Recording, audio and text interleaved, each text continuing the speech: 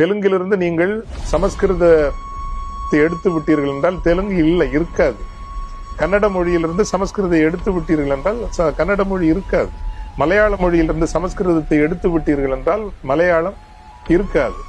இந்த சமஸ்கிருதத்தினுடைய துணை இல்லாமல், அப்படி என்று அல்ல, சமஸ்கிருதம் உள்நுழைந்து ஊடுருவி அழிக்க முடியாமல் 2000 ஆண்டுகளாய் தொடர்ந்து தோற்று வருகிற ஒரே களம் தமிழ் மொழி.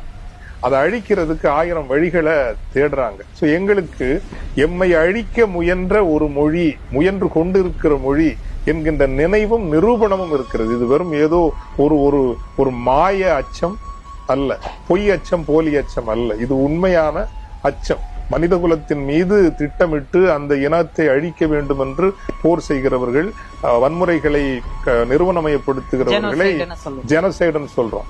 லிங்குவிஸ்டிக் ஜெனசைடு என்று ஒரு சொல்லாடலை இன்று நாம் அறிமுகப்படுத்த வேண்டிய தேவை நமக்கு இருக்கிறது. லிங்குவிஸ்டிக் ஜெனசைடு, அதாவது மொழிகளை படுகொலை செய்த, மொழி குடும்பங்களை படுகொலை செய்த ஒரு பெரும் கிராதக மொழி என்று மன்னிக்கவும் இவ்வளவு கடுமையான சொல்லாடலை பயன்படுத்துவதற்கு அந்த மொழியை நாம் சொல்ல வேண்டும். சுதந்திரத்துக்கு முன்னாடி போனீங்கன்னா ராஜஸ்தான்ல 97% பேர் ராஜஸ்தானி பேசுவாங்க, 3% தான் இந்தி பேசுவாங்க. இன்னைக்கு அப்படியே தலைகீழா மாறிடுச்சு.